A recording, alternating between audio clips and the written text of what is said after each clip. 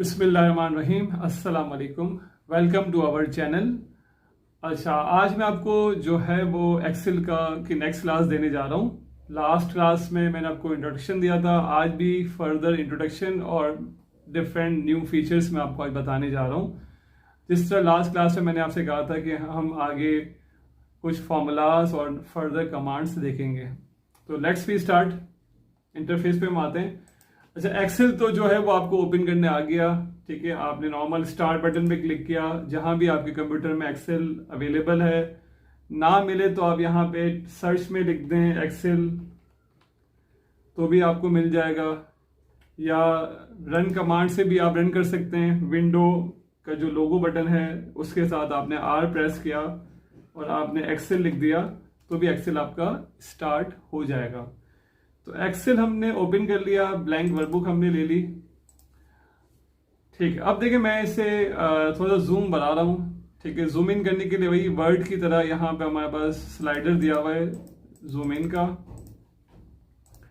अच्छा देखिए, यहाँ पे हमारे पास कॉलम्स और रॉ हमें शो कर रहा है।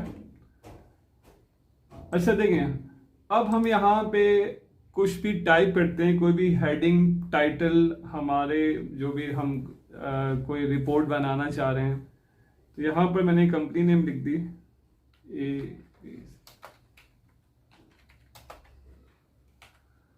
अच्छा, अब देखिए एबीसी कंपनी लिमिटेड जब मैंने टाइप किया तो अब एबीसी कंपनी में मतलब कि पी तक जो है वो ए कॉलम में आ रहा है और बाकी वो फर्दर सेकंड कॉलम में जा रहा है बी कॉलम में।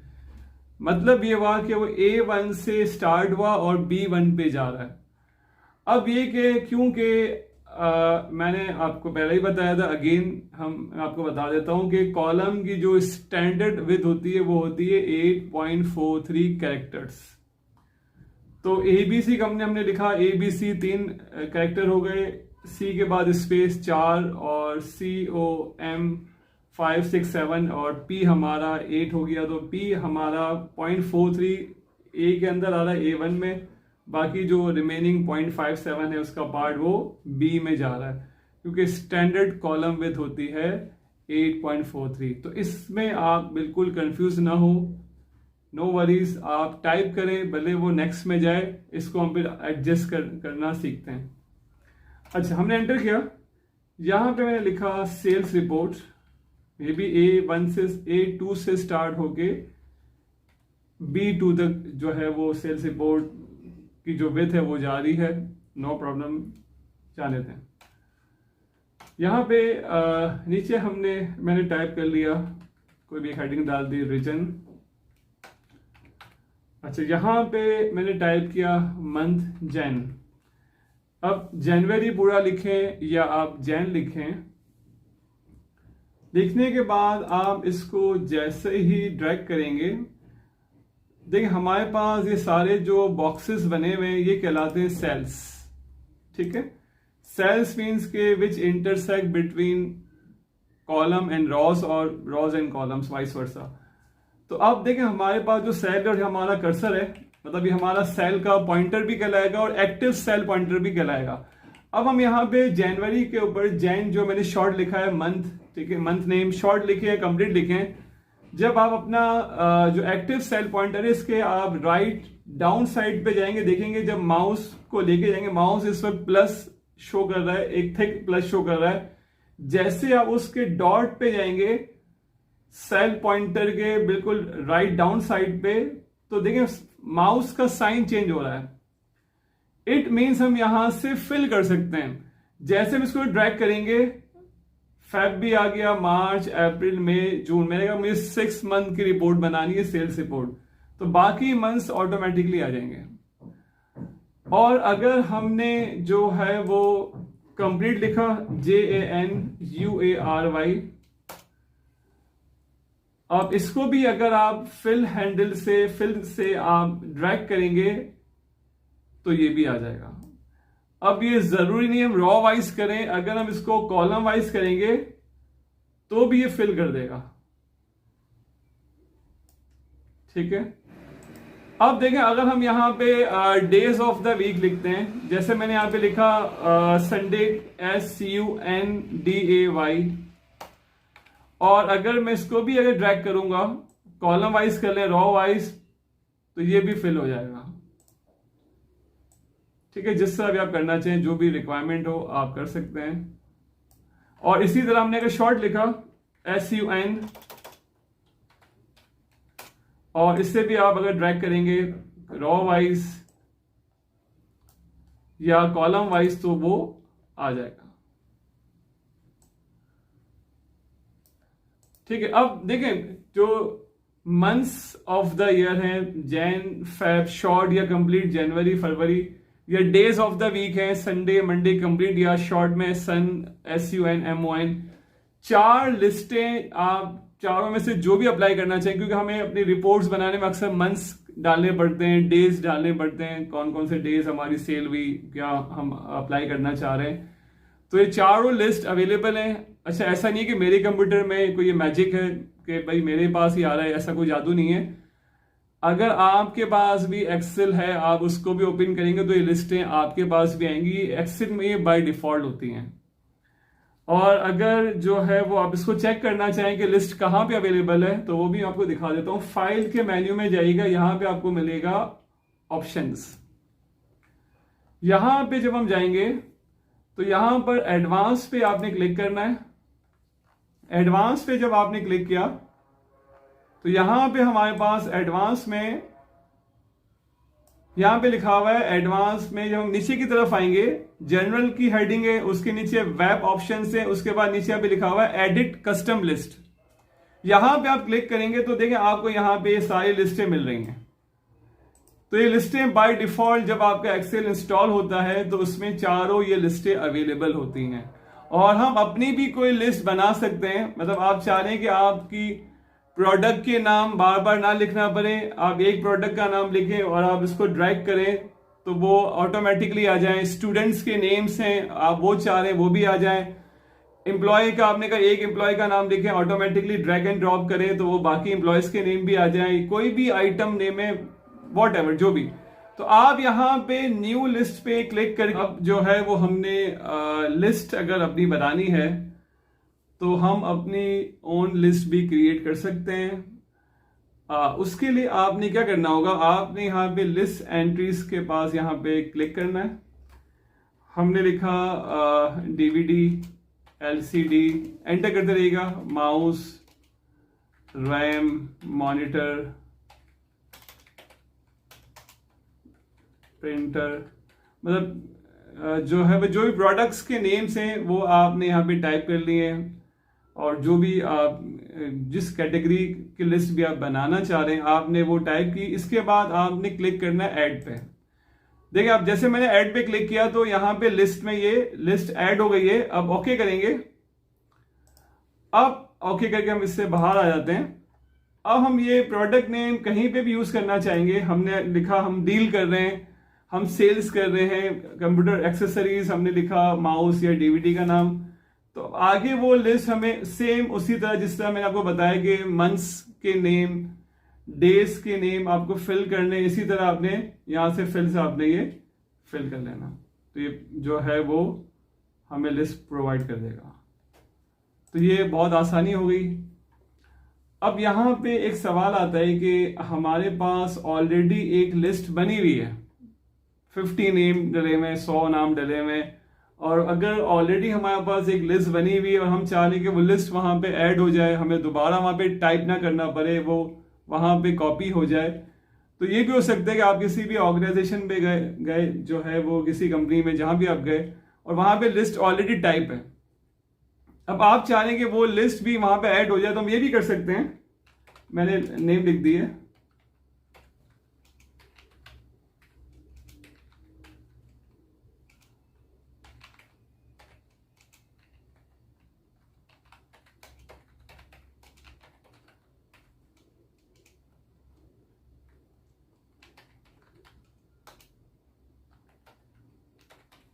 देखिए अब आपके पास एक लिस्ट, मैंने एक शॉर्ट सी एक लिस्ट बना दी है। अब एक लिस्ट आपके पास बनी हुई है, ठीक है, कोई भी हो सकती है, प्रोडक्ट नेम है, एम्प्लॉय नेम है, स्टूडेंट नेम है। अब वहां पर आप चाह रहे हो वो लिस्ट भी इस तरह बन जाए कि ऑटोमेटिकली आप ड्रैग करें तो वो इसमें आ जाए आपके पास शीट में। अगेन हम वहीं पे जाएंगे, file options, right.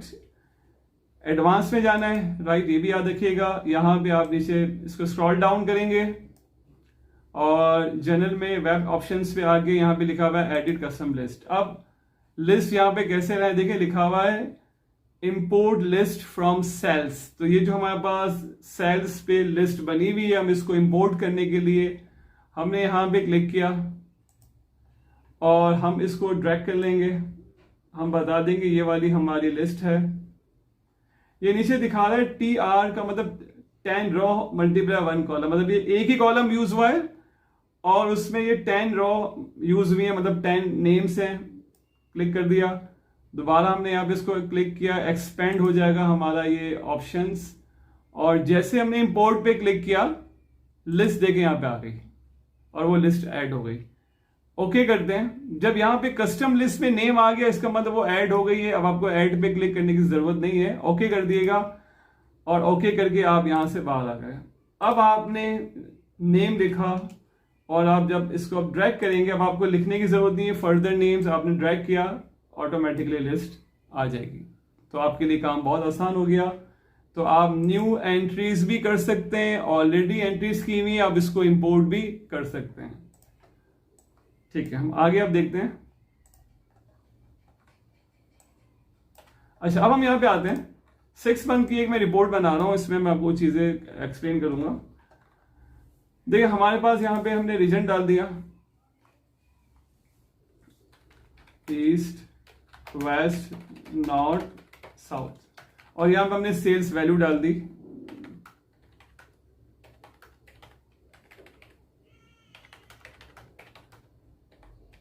Numerical data में एंटर कर रहा हूं। अच्छा, आप देखें एक और आसानी मैं आपको बताऊं कि अगर आप इस एरिया को सेलेक्ट कर लें, अब आप अगर वैल्यूज इनपुट करेंगे तो अब आपके लिए आसानी हो गई कि अब हमें बार बार नेक्स्ट कॉलम नेक्स्ट सेल पे जाना नहीं पड़ेगा, एंटर करते रहेंगे, वो ऑटोमेटिकली जो है वो नेक्स्ट पे लेके जाए। तो सिलेक्शन का ये बेनिफिट है। यहाँ भी हमने यूज कर। अच्छा, ये हमारी सेल्स हुई है, ऊपर हमारी कंपनी का नाम लिखा हुआ है। अब देखें कंपनी का नेम जो है वो पूरे हमारे टेबल चार्ट के बीच में आना चाहिए। तो नॉर्मली हमारे पास जैसे यहाँ पे होता है अलाइनमेंट के अंदर अलाइन सेंटर, वर्ड में भी होता है अलाइन सेंटर। ये वाला अलाइन सेंटर क्या करेगा, देखें हमने अपने इस डेटा को सेलेक्ट किया। अब मैं अगर अलाइन सेंटर करूंगा तो अलाइन सेंटर क्या करेगा, जैसे हमने क्लिक किया वो उसी सेल के अंदर सेंटर करेगा। वर्ड में क्या होता है, हमारे पेज के वो सेंटर करता है क्योंकि वो एक पेज होता है, कोई उसमें कॉलम ये नहीं बना हुआ स्टार्टिंग में से हम क्लिक करते हैं। तो इसी तरह इसमें अलाइन सेंटर का मतलब वो उस सेल के अंदर जो भी डेटा है उसको सेंटर करेगा, या लेफ्ट करने से उसी सेल में लेफ्ट, या राइट करने से उसी में राइट करेगा। जस्टिफाई यहाँ पे नहीं होता क्योंकि हम एक्सेल पे काम कर रहे हैं, जस्टिफाई माइक्रोसॉफ्ट वर्ड में होता है। अच्छा, इसको मैंने सेंटर कर लिया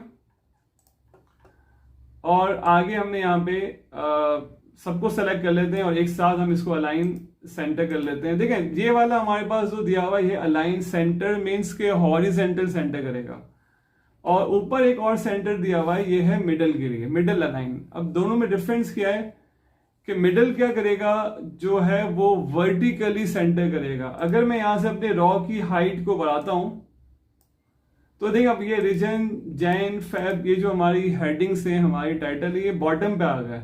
तो हम चाह रहे हैं कि ये वर्टिकली मिडल में रहे, तो फिर आपने ये वाली अलाइनमेंट यूज करनी है मिडल। जैसे मैंने क्लिक किया मिडल पे, आप देखिएगा सबको वर्टिकली वो मिडल कर देगा, सेंटर कर देगा।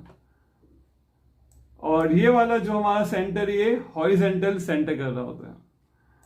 अच्छा देखें, अब मैं आपको एक बहुत इंपॉर्टेंट बात बताऊं। सेलेक्ट ऑल के लिए नॉर्मली कंट्रोल ए यूज होता है, माइक्रोसॉफ्ट वर्ड हो या एक्सेल है, ठीक है। लेकिन सेलेक्ट ऑल में भी आपको मैं एक वाजे कर दूं एक पॉइंट, कि अगर हमने यहां पे रहते हुए कंट्रोल ए किया तो देखें उसने दोनों हेडिंग्स को सेलेक्ट कर लिया। अगर हमने रीजन पे आके कंट्रोल ए किया तो इसने देखा कि हमारा डेटा जहां तक आ रहा था उसको सेलेक्ट कर लेगा, ठीक है। अगर मैं यहाँ पे ब्लैंक पे क्लिक कर रहा हूं, कंट्रोल ए किया तो इसने पूरा कर लिया। इसका मतलब ये हुआ कि अगर हम अपना सेल पॉइंटर अगर स्टार्टिंग में जहां पे रखेंगे और डेटा हमारा कंटिन्यू जहां तक चल रहा है, कंट्रोल ए वहां उस रीजन तक सेलेक्ट कर लेगा, ठीक है। बीच में क्योंकि ऊपर गैप आ रहा है तो ऊपर नहीं जाएगा। लेकिन हमने ब्लैंक पे क्लिक किया तो ब्लैंक जो है वो, जब हम ब्लैंक पे रहते हुए कंट्रोल ए करेंगे तो अब वहां पे कोई डेटा नहीं है, तो वो ऊपर भी डेटा है तो वहां चले आएगा और नीचे भी आ जाएगा। तो सेलेक्ट ऑल का जो है वो ये डिफरेंस है कि अगर आप अपना कंटिन्यू डेटा एक साथ सेलेक्ट करना चाह रहे हैं, एक ही रीजन को एक साथ सेलेक्ट करना चाह रहे हैं, तो आप यहां पे रहते हुए कंट्रोल ए करेंगे तो वो रीजन पूरा सेलेक्ट हो जाएगा, क्योंकि बीच में कोई गैप नहीं है रॉ कॉलम का, तो इसलिए वो कंटिन्यू एंड तक वो सिलेक्शन कर लेगा कंट्रोल ए। अच्छा, अब हमारे पास हेडिंग है, इससे आपने सेलेक्ट किया क्योंकि हमारा डेटा इस वक्त जा रहा है जी तक, जी कॉलम तक। सेलेक्ट करने के बाद आपने करना है मर्ज एंड सेंटर। वो क्या करेगा, मर्ज एंड सेंटर कंबाइन कर देगा सारे सेल्स को, ए से लेके जी तक हमने सेलेक्ट किया तो मर्ज एंड सेंटर क्या कर देगा, कंबाइन कर देगा सारे कंटेंट्स को और जो है वो मर्ज करके उसी के अंदर सेंटर कर देगा, लाइक दिस। यहाँ पे आपने बोल्ड करना है, आपकी हेडिंग है, आपने फिल कलर करना है, आप यहाँ से फिल कलर दे दें, आपने फाउंट का कलर चेंज करना है वो आप कर लें, साइज आप बढ़ा लें, मेन हेडिंग है हमारी। इसी तरह सेल्स रिपोर्ट को भी आपने सेलेक्ट करना है और आप मर्ज एंड सेंटर कर लेंगे तो वो बीच में हो जाएगा। अच्छा, यहाँ पे एक सवाल आता है, एक पॉइंट आता है कि जब हम सेलेक्ट कर रहे हैं तो पहला वाला सेल सेलेक्ट क्यों नहीं हो रहा। फर्स्ट वाला देंगे इस वक्त व्हाइट शो कर रहा है, देखिए सिलेक्शन हो रही है, इसका मतलब ये होता है कि इट शोज, इट इंडिकेट्स कि आपकी सिलेक्शन यहां से स्टार्ट हुई है। देखिए अगर मैं यहां से सिलेक्शन करूंगा तो यहां पे एक सेल व्हाइट आ रहा है, ये बता रहा होता है कि आपने सिलेक्शन का जो स्टार्टिंग पॉइंट है वो आपका यहां पर है, यहां से स्टार्ट हुआ है, तो इसमें कोई प्रॉब्लम नहीं है, नो वरीज, ठीक है। आपका सिलेक्शन वो हो रहा है, आपने फिक्र नहीं करनी, और आप यहाँ पे मर्ज एंड सेंटर पे क्लिक करें तो वो अप्लाई और भी कमांड्स सारी अप्लाई हो जाएंगी। अच्छा, अब यहाँ पे जो है वो थोड़ा सा जूम में और इंक्रीज कर रहा हूं। देखिए अब यहाँ पे हम एक फॉर्मूला अप्लाई करते हैं, टोटल का हमने लिख दिया टोटल। अब हमारी सेल्स जो भी है उन सब का हमें टोटल करना है। अच्छा, और हमारी जो सेल्स हुई है वो अगर डॉलर में हुई है या कोई भी करेंसी में हुई है तो आपने सेलेक्ट करके यहाँ पे जो करेंसी साइन है नंबर के कैटेगरी में, नंबर के ग्रुप में, ये नंबर का ग्रुप है, कैटेगरी है। जैसे हमने डॉलर पे क्लिक किया करेंसी सिंबल पे तो सब पे डॉलर आ जाएगा, और डॉलर के साथ देखें डेसिमल भी आ रहा है। अच्छा, अब हमें इन सब का टोटल निकालना है कि हमारी टोटल सेल्स जनवरी में कितनी हुई है। यहां पे रहते हुए आपने ऑटो सम पे क्लिक करना है। जैसे हमने ऑटो सम पे क्लिक किया तो देखिए ऑटो सम हमें क्या बता रहा है कि एक मूविंग ये रेंज बता रहा है, मूविंग सेल्स ये बता रहे हैं कि ये सिलेक्शन हुई है। फॉर्मूला क्या आएगा, इक्वल्स टू सम का मतलब जमा करना, function name equals to function name bracket open cell address, column कौन सा है, बी है और और नंबर 5 है, कॉलन 2 डॉट जो कॉलन और उसके बाद B8 मीन्स के जो साउथ की जो वैल्यू है $85 वो है B8 पर, B column and row number 8, तो B5 कॉलन B8। कॉलन का मतलब ये होगा कि B5 और B8 के बीच में जितने भी सेल्स हैं वो भी शामिल हो जाएं, तो B6 और B7 वो भी शामिल हो जाएगा, क्योंकि कॉलन का मतलब कंटिन्यू रेंज, तो स्टार्टिंग और एंडिंग के दरमियान जो भी सेल्स हैं वो भी इंक्लूड हो जाएंगे। जैसे आपने दोबारा ऑटो सम पे क्लिक किया या एंटर कर लें तो टोटल आ जाएगा, ठीक है। अगेन मैं यहां पे कर रहा हूं, क्लिक किया। अच्छा, जहां पे भी आपको चाहिए टोटल या फॉर्मूला अप्लाई करना है वहां पे आपने क्लिक करना है, आपका सेल पॉइंटर आ गया, एक्टिव सेल पॉइंटर। आपने ऑटो सम पे क्लिक किया, रेंज सही बता रहा है तो आप दोबारा क्लिक कर दें और या एंटर कर दें। अच्छा, इसकी शॉर्टकट की भी है, ऑटो सम की शॉर्टकट की है, ऑल्टर को आपने प्रेस करना है और इक्वल्स टू। देखिए इसमें भी सेम यही हमें बता रहे equal to sum bracket open D5 colon D8 means के ऑटो सम आप ऊपर क्लिक करके अप्लाई कर लें जो कि होम के टैब में अवेलेबल है, या शॉर्टकट की ऑल्टर के साथ इक्वल्स टू आपने क्लिक कर दिया, इक्वल्स टू का जो बटन है और एंटर कर दें, टोटल आ जाएगा। जब एक फॉर्मूला हमने अप्लाई कर लिया, यहाँ पे स्टार्टिंग में या सेकंड मैंने आपको समझाने के लिए अगेन अप्लाई किया, थर्ड मैंने आपको अगेन बताया शॉर्टकट की, तो आपने जब एक फॉर्मूला अप्लाई कर लिया तो इसको भी आप फिल हैंडल से ड्रैग करेंगे तो बाकी जगहों पे भी फॉर्मूला अप्लाई हो जाएगा। Means you don't need to apply again and again, just आपने एक बार अप्लाई किया और आपने देख लिया आगे भी सेम फॉर्मूला देना है सम का और रेंज भी सेम वही आ रही है, तो फिर आप ड्रैग कर दें तो आपका सब जगह फॉर्मूला अप्लाई हो जाएगा। मतलब ये आपके लिए इजी हो जाएगा और टाइम सेविंग भी हो जाएगा। अच्छा, टोटल के बाद यहां पर मैं एक और फॉर्मूला अप्लाई करने जा रहा हूं मैक्सिमम का, MAX मैक्स। मैक्सिमम का मतलब ये है कि हमें देखना है कि हमारी मैक्सिमम सेल कितनी हुई है। जनवरी में जो हमारा रीजन है, ईस्ट रीजन वालों ने, ईस्ट डिपार्टमेंट ने सेल ज्यादा की है या वेस्ट ने, मतलब सब में से वैल्यू किसकी हाईएस्ट है। हाईएस्ट वैल्यू निकालने के लिए आपने यूज करना है मैक्स। आपके जो है वो स्टाफ में, आपके जो भी कंपनी में देखते हैं कि सैलरी किसकी हाईएस्ट है, किसकी लोवेस्ट है। आपको एग्जाम देते हैं, आप देखते हैं कि आपने किस पेपर में ज्यादा मार्क्स लिए, तो अगेन वहां पे मैक्सिमम का फॉर्मूला लगेगा। मैक्स जो है फॉर्मूला है तो मैक्सिमम, लेकिन लिखा जाएगा फंक्शन का नाम MAX मैक्स होगा। इसी तरह लोवेस्ट के लिए मिनिमम लिखा जाएगा, वो भी मैं इसके बाद अप्लाई कर रहा हूं। तो देखें, अब हमने मैक्सिमम निकालना है। ऑटो सम के यहाँ पे डाउन एरो पे आपने क्लिक किया, यहां पे हमें मिल रहा है फॉर्मूला मैक्सिमम का, इस पर हमने क्लिक किया तो देखें यहाँ पे हमें रेंज बता रहा है। अब आपने यहाँ पे थोड़ा सा केयरफुल रहना है। केयरफुल ये रहना है कि अगर आपने यहाँ पे डायरेक्टली एंटर कर दिया तो यहाँ पे आंसर आ गया, जो टोटल का आ रहा है $310, वही मैक्सिमम आ गया, क्योंकि इन पूरी रेंज में जो सबका टोटल करेंगे तो टोटल का ही की जो वैल्यू है वो सबसे हाईएस्ट आएगी।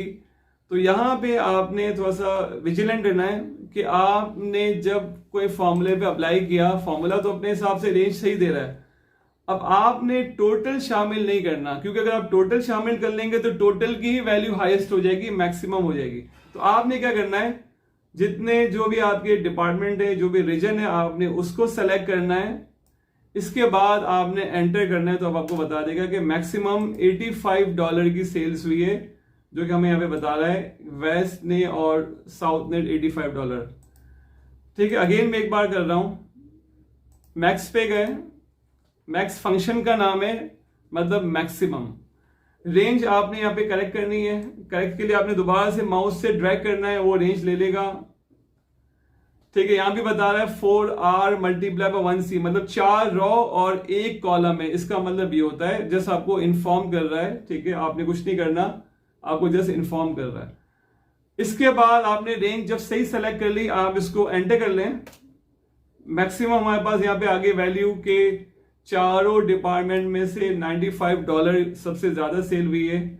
जब फॉर्मूला आपने सही पुट कर दिया, आपने चेक कर लिया कि सही आ रहा है, तो आप ड्रैग कर लें, बाकी में भी आपको वो निकाल के दे देगा। अब देखिए, इसमें 85 आ रहा है मैक्सिमम, यहाँ पे 95 आ रहा है डॉलर, यहाँ पर $85 हाईएस्ट है, सही बता रहा है, यहाँ पर $85 है, सही बता रहा है। ठीक है, जैसे $85 है। अब यहाँ पे मैं थोड़ा सा चेंज करता हूँ, आपको चेंज करके बता रहा हूँ कि वेस्ट ने मार्च में लेट सपोज के $96 की सेल की, ये हम वैल्यू चेंज कर रहे हैं, बाय मिस्टेक हो सकता है, एंट्री गलत हो गई, आपको चेंज करना है, या सेल ज्यादा हो गई थी।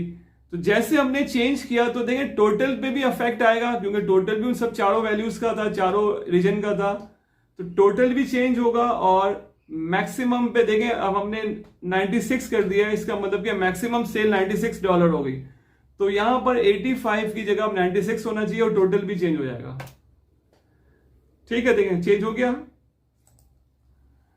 तो देखें यहां पर हमने अप्लाई किया टोटल का फॉर्मूला एंड मैक्सिमम में से सेलेक्ट करके बॉर्डर्स भी हम दे देते हैं। यहाँ पे हमारे पास बॉर्डर्स का ऑप्शन है, हमने ऑल बॉर्डर्स लगा दिए।